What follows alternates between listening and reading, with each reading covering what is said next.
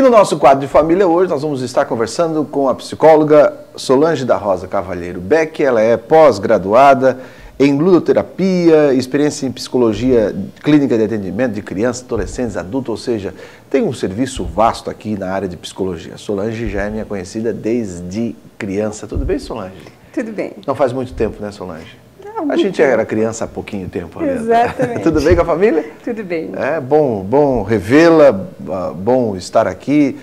E estava me lembrando há pouco aqui do Jeff, de toda a turma, né, dos teus irmãos, da tua mãe, do teu falecido pai, ou seja, como a gente se criou, né? E hoje a gente está aqui. E bom, e você, formada em psicologia, Solange, trabalhando especificamente em que área?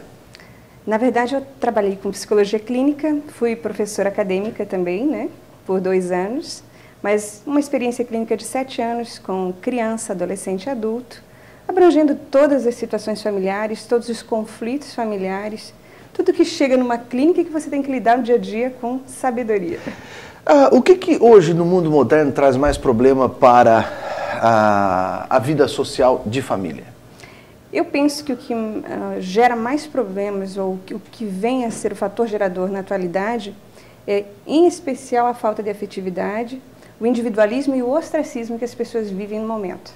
Mas você fala em pelo menos 2 das 3 coisas, a individualidade e o ostracismo, parece que é meio contra a vida moderna que a gente vive, né?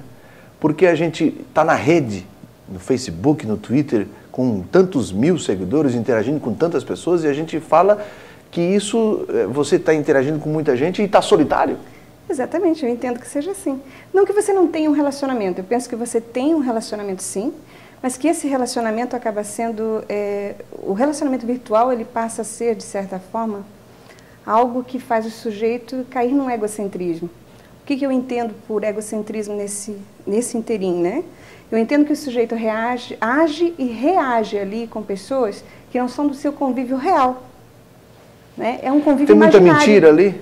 Eu penso que sim.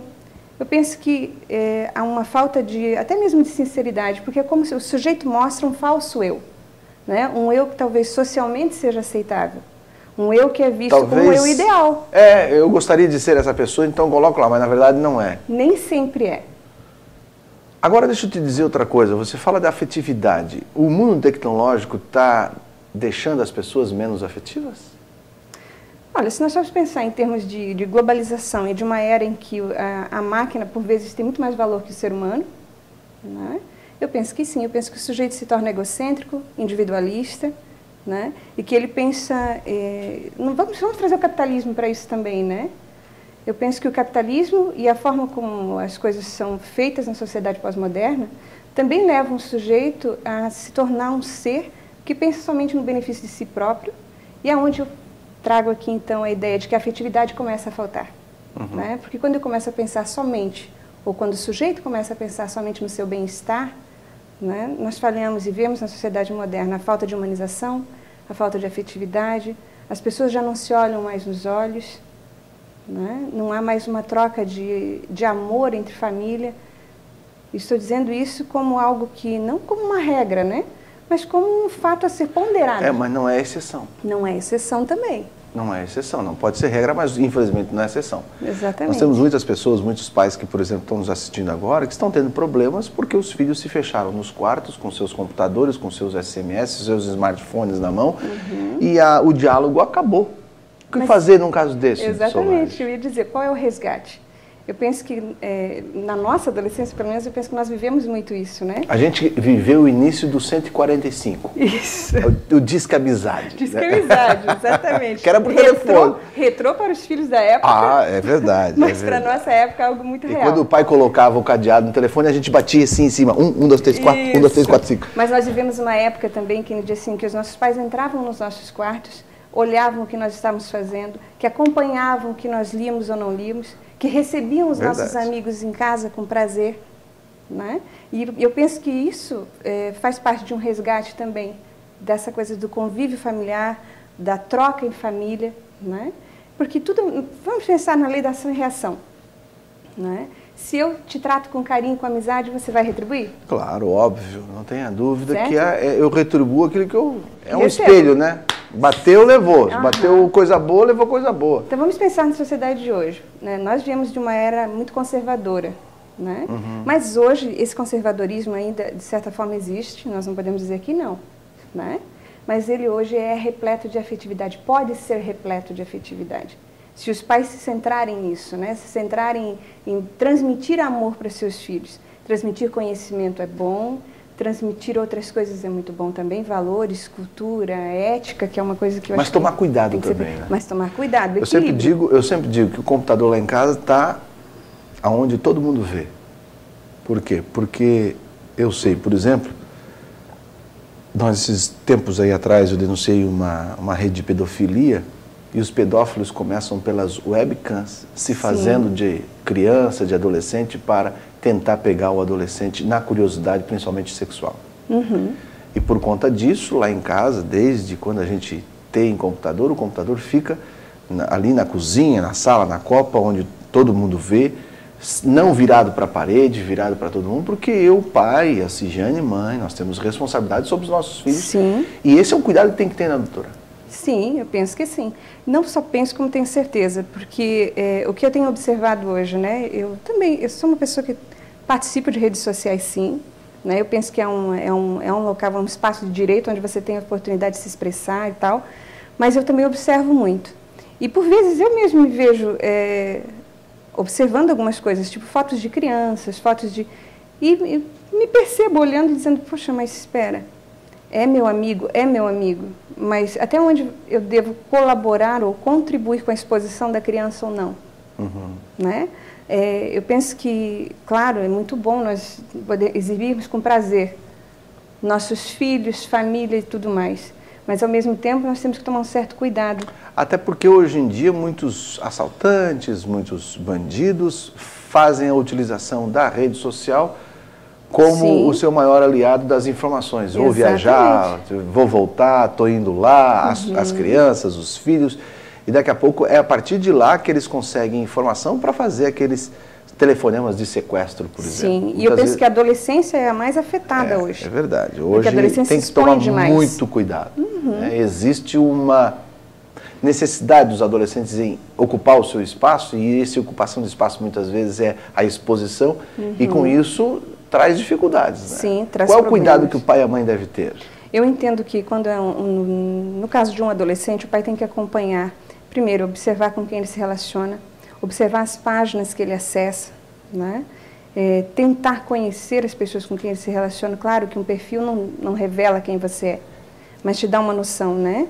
Pelos relacionamentos que a pessoa trava, observando os relacionamentos reais também, porque os reais passam a ser virtuais também, e por vezes no real eu sou uma coisa e no virtual eu sou outra, né? Mas eu penso que tenho certeza, né, de que a maior atitude ou a melhor atitude é a orientação dos pais para com os filhos. E orientação só acontece se houver comunicação. E tem que ser comunicação essa que a gente está fazendo aqui, né? Tete a tete, olho no olho. Senta aqui, vamos conversar, sem brigar, sem nada. Tentar atrair a atenção do filho para que possa ter nele a confiança de abrir, senão é bloqueio. É bloqueio. E isso acontece também, volto a frisar, né?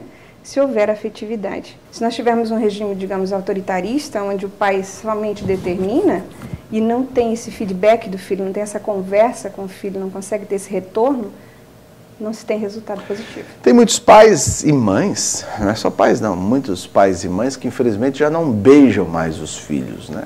Eu aprendi com a minha mãe que o beijo, além de ser uma demonstração muito forte de afetividade, de carinho, de respeito, né? O beijo também tem um outro fator muito importante, que é o olfato. E eu aprendi depois, já de velho, Solange, que a minha mãe me esperava em casa, quando eu chegava à noite da aula, para me dar um beijo, e ela me beijava e me cheirava. E eu dizia, meu Deus, a mãe, eu estou fedida aqui, a mãe todo dia me cheira. Mas depois de velho, Vânia, eu fui aprender que a mãe fazia isso para saber se eu tinha fumado ou bebido. Exatamente. Olha. A esperteza e a sacação de uma mãe.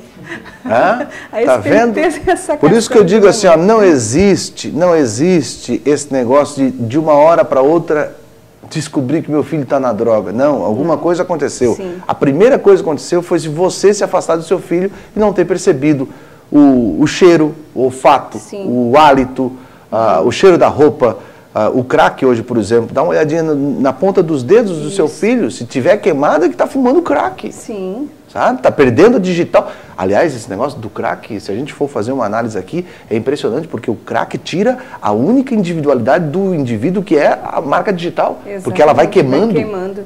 Mas é como se nós pensarmos também na anorexia e bulimia, que é uma coisa extremamente comum com os adolescentes de hoje, né? A anorexia e bulimia também, querendo ou não, a falta de afetividade vem a ser um dos grandes preponderantes disso. A criança que quer ser muito magra. Exatamente, ela busca um ideal que não é dela, que não é ela, né? Ela busca representar algo que está fora do alcance dela. E aí nós entramos numa outra questão, que é uma questão social extremamente séria, né? Que é o quanto a sociedade de consumo hoje alimenta essas coisas para que as crianças cheguem a isso. Né? A influência de uma propaganda, a influência daquilo que se lê. A influência da Barbie. A influência da Barbie. A influência um exemplo da Barbie. aqui que cabe bem. A influência da Barbie, de fazer com que e as meninas, por exemplo, isso acontece com as meninas, querem ser as modelos magérrimas, né? Magérrimas e não comer, e fica com aquele negócio. E acaba trazendo uma dificuldade muito grande, até no desempenho escolar, né, doutora? Em todos os aspectos. Nesse caso, o que a mãe deve fazer? Eu penso que aí vem toda uma... Claro que existem várias formas de se tratar hoje, né? Uma questão de bulimia e anorexia. Mas a primeira coisa, eu penso que é buscar ajuda médica, né? Buscar uma orientação médica, porque precisa, provavelmente, há necessidade, claro, de entrar com uma medicação ali. Buscar uma ajuda psicoterápica também, né? Um psicólogo, alguém que consiga estar trabalhando com essa criança. E, por vezes, nós não podemos eliminar a necessidade de uma internação que também pode ocorrer, né? Agora, mas tem que saber bem... O principal é a família estar orientada. Primeiro tem que saber mesmo o que é nessa situação, ou a menina que é magra mesmo, né? Sim, também. A minha filha, por exemplo, tá que é um bambu, né? Magra e alta. Mas é dela, né? Sim, é dela, mas aí existem outros indícios, né? Existe, por exemplo, a questão dos dentes de uma criança, porque a criança que tem bulimia, ela está forçando o vômito a toda hora. Então, o esmalte dos dentes é algo que começa a ficar amarelado, começa a ficar diferente. As unhas começam a ficar enfraquecidas e marcadas, você começa a perceber... Você percebe, o corpo emite outros sinais. Emite outros sinais, mas eu penso que o maior dos sinais é a atitude e o comportamento dessa criança junto de outras pessoas. Porque isso já é desde a nossa época, não precisava... Aliás, Freud disse e continua sendo dito e entendido, né? Mas desde a nossa época, quando nós nos isolávamos de um grupo de pertencimento, seja família ou seja amigos, visivelmente havia algum problema e os nossos pais sabiam disso. É verdade. Né? E hoje isso ainda continua sendo o maior sinal. A falta de socialização é um dos Agora o pai maiores tem que estar sensível a isso, né? Perceber. Tem a percepção. Mas você só conhece um filho se você convive, andar com ele. Anda, cheira, beija, diz que ama, repreende, corrige. Sim. Igual a minha mãe batia em nós, sentava ali a vara, ficava aqueles vergão na praia, depois ela vinha e dizia assim, ó. Vamos conversar. Senta, e ela, a mesma mão que corrigia, era a mesma que afagava, que dizia que te amo e eu estou fazendo isso porque eu quero você amanhã bem. Mas o grande preponderante, Kennedy, eu penso que é aquilo que nós vemos hoje. Isso já desde a época bíblica até hoje, né? É dito e continua sendo dito, que o povo perece por falta de conhecimento. É verdade. Eu quero agradecer aqui a vinda da psicóloga doutora Solange da Rosa Cavalheiro Beck. Muito obrigado. Eu que agradeço. Foi bom revê-la. Muito bom para mim. Um abraço na família. Será dado abraço. Já tem filhos? Não ainda, mas o projeto está a caminho. Então tá bom. Você vai ver como é bom ser pai e mãe. Com certeza. Nós vamos ao nosso intervalo. Logo depois do intervalo tem mais programa Força do Amor aqui na TV Brasil Esperança. Sai daí não, vale a pena ficar.